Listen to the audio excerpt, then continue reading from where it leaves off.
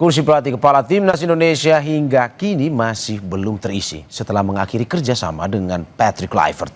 Kini PSSI mengaku tengah menyeleksi 5 nama sebagai pelatih baru Timnas. Siapa saja kandidatnya? Akan kita bahas bersama pengamat sepak bola Muhammad Kusnaini atau yang sering disapa Bungkus. Bungkus, selamat pagi. Selamat pagi, Mario. Terima kasih Bungkus sudah bergabung di Dialog Sapa Indonesia pagi hari ini. Bungkus, kemarin konferensi pers 5 nama masih dirahasiakan karena untuk menjaga privasi. Kalau dari Bungkus sebagai pengamat senior pasti sudah ada bocoran nih. Siapa aja Bungkus kalau yang bisa dibagi ke kita? Ya, yang pertama kehati-hatian PSSI dalam menentukan pelatih timnas ini sebetulnya ada hubungannya dengan kegagalan pelatih sebelumnya ya. Tentu kalau kita mengalami kegagalan kita berusaha tidak sampai terulang kegagalan itu. Dan ini sebetulnya hal yang ada baiknya gitu ya. Kita sekarang lebih berhati-hati dalam memilih pelatih baru supaya proyek untuk lolos ke Piala Dunia 2030 ini kali ini tidak lagi gagal, benar-benar berhasil dicapai. Nah, kehati-hatian itu tentu juga berkaitan dengan banyak aspek ya. Pertama, karena ini proyeknya kan jangka panjang. Jadi kita butuh pelatih yang tidak sekedar punya nama besar gitu ya, tapi juga punya program yang bagus, punya program yang terukur, terstruktur, sehingga akhirnya nanti kita betul-betul punya timnas yang kuat, yang mampu bersaing di Piala Dunia, kualifikasi Piala Dunia 2030.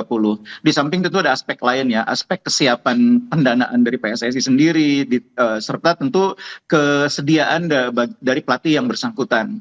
Nah, dari 5 nama itu sebetulnya sudah mengerucut menuju ke 2 nama sebetulnya. Yang satu pelatih berasal dari luar, dari Eropa sana, yang kebetulan sekarang masih pegang tim. Yang satu sebetulnya dua-duanya dari Eropa pada dasarnya ya. Yang satu sudah ada di Indonesia tapi masih pegang tim di kompetisi domestik. Makanya tadi dalam konferensi pers kan disebutkan pelatih yang diincar itu salah satunya masih menangani tim. Jadi 2 nama itu yang sebetulnya paling kuat mengerucut menjadi kandidat. Ya, tapi kan Bungkus kan belum ada nama yang disampaikan kemarin. Berarti sudah ada bocoran-bocoran ini ya. Karena pada dasarnya seperti yang saya sampaikan tadi, pelatih tersebut masih menangani tim ya. Yang satu masih menangani tim di Eropa sana, satu masih menangani tim di kompetisi domestik kita. Nah, tentu tidak elok kalau kontraknya masih berjalan, pelatih yang bersangkutan kemudian sudah disebut-sebut sebagai kandidat pelatih timnas Indonesia. Kalau sampai terjadi seperti itu biasanya dampaknya menjadi kurang positif ya. Bagi pelatih yang bersangkutan tentu menjadi tekanan tersendiri. Kemudian kalau sampai terjadi kegagalan di klubnya, lalu dihubung-hubungkan dengan rencana menangani timnas, itu saya pikir hal yang menjadi dasar kehati-hatian dalam membuka nama pelatih yang bersangkutan. Oke, kalau yang di Indonesia ini pelatih dari Indonesia atau luar, Bungkus? Di Indonesia ini kan sebagian besar pelatih berasal dari luar ya. Hanya satu pelatih domestik, yaitu pelatih Malut United. Selebihnya pelatih dari luar ya. Oke, saya ganti pertanyaan saya. Dari Belanda. Asalnya dari Belanda atau dari mana, Eropan? Iya, yang saya tahu ini pelatih ini bukan dari Belanda yang di Liga 1. Di Liga Domestik ini ya, di Super League ini pelatihnya bukan dari Belanda. Dan kabarnya pelatih yang bersangkutan juga tertarik, tapi memang sejauh ini belum ada kesepakatan yang formal.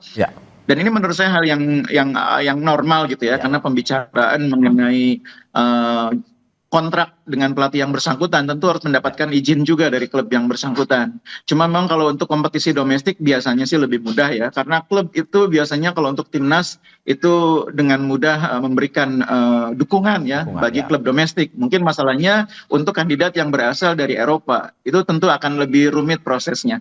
Oke, kalau yang satu lagi yang berasal dari Eropa, pelatih yang sedang melatih klub di Eropa, apakah memang liga besar atau bagaimana, Bungkus?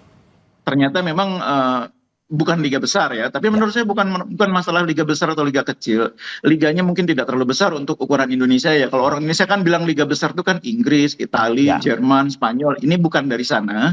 Tapi menurut saya meskipun bukan menangani tim yang bisa dibilang liga besar itu ya, atau tim nasional besar gitu ya. Yang di Eropa sana kan ada juga yang menangani timnas ya, bukan timnas besar. Tapi sebetulnya yang paling penting untuk Indonesia itu pelatih yang punya kemampuan membangun timnas secara terstruktur ya, secara terkonsep. Karena kita ini kan sekarang kalau kita mau pelatih yang betul-betul grade-nya A super, itu kan juga tidak mudah. Di Ya, samping salary-nya tinggi, itu juga peringkat Indonesia ini kan menjadi problem juga karena ya. kita masih di level yang cukup jauh ya, di atas 110.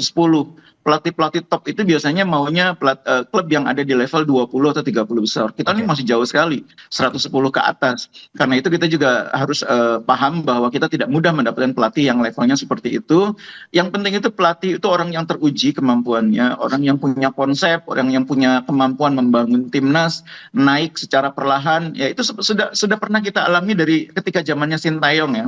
Peningkatan prestasi itu secara bertahap terjadi meskipun memang kemudian terjadi perbedaan kesepakatan sehingga akhirnya berhenti di tengah jalan. Oke, apakah juga yang pelatih Eropa ini mantan pemain terkenal seperti Patrick Kluivert atau kita memang mengenal pelatih ini secara umum atau bagaimana? Kali ini kebetulan bukan mantan pelatih terkenal ya. Yang saya tahu ini bukan mantan pelatih atau pemain terkenal. Dan ini menurut saya lagi-lagi bukan masalah. Tidak semua pemain terkenal itu bisa menjadi pelatih hebat juga. Seperti halnya sama, pelatih hebat itu tidak semuanya sebelumnya berasal dari latar belakang pemain yang hebat. Atau sebaliknya, pelatih yang tidak hebat itu belum tentu juga sebelumnya pemain yang tidak hebat gitu. Jadi bukan soal latar belakang tapi bagaimana dia membangun karir kepelatihannya dengan baik sehingga akhirnya mampu berprestasi. Oke, mengerucut ke dua nama. Kalau dua nama ini menurut Bungkus, satu sudah punya pengalaman di Indonesia, satu masih di Eropa. Menurut Bungkus lebih cocok mana sebenarnya untuk di timnas? Iya, sebetulnya idealnya pelatih timnas itu juga orang yang punya pemahaman tentang sepak bola Asia keseluruhannya. Karena kita nanti akan bersaing di Asia ya, tidak hanya harus paham tentang Indonesia, tapi Asia secara keseluruhan. Jadi pelatih ini nanti tahu kita akan bertemu lawan Thailand, Thailand itu seperti apa. Bertemu dengan Korea Selatan seperti apa mainnya. Bertemu dengan Uzbek seperti apa mainnya. Jadi dengan demikian dia tahu bagaimana cara mempersiapkan tim, membangun tim, itu membantu ya.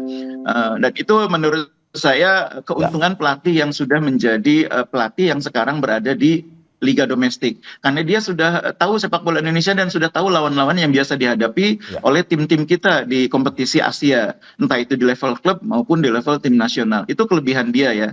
Dan kalau itu bisa kita dapatkan tentu merupakan keuntungan tersendiri. Tapi itu bukan faktor yang paling utama. Yang paling utama itu pelatih ini punya rekam jejak yang bagus dan punya konsep yang bagus untuk membuat timnas ini lebih berprestasi. Itu yang paling utama.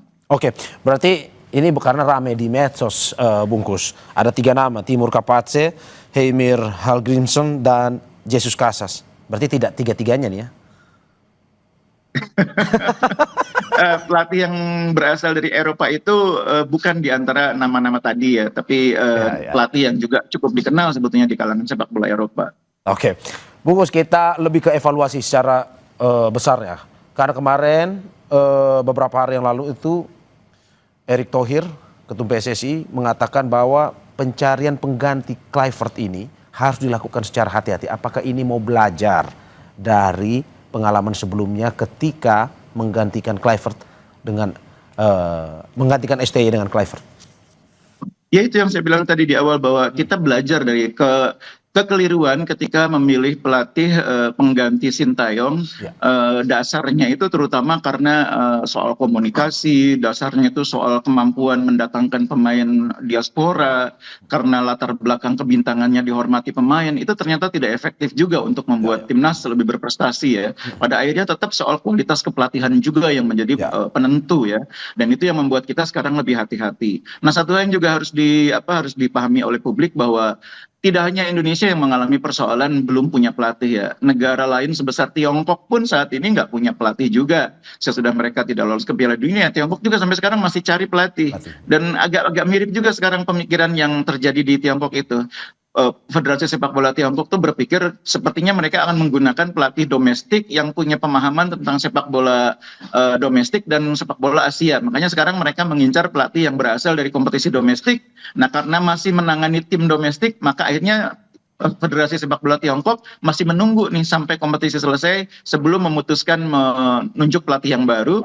Makanya kemarin di matchday FIFA bulan November, Tiongkok kan juga tidak menggelar pertandingan internasional friendly, yaitu karena problem yang sama dengan Indonesia, belum punya pelatih definitif. Oke, terima kasih Bungkus atas apa yang disampaikan. Semoga memang memberikan masukan ya, seperti yang dibilang tadi bahwa ya harus lebih hati-hati dalam mencari pengganti pelatih Kluivert, terutama pelatih timnas senior ini untuk perkembangan timnas kita ke depan. Terima kasih sekali lagi pengamat sepak bola Muhammad Kusnedi atas apa yang disampaikan.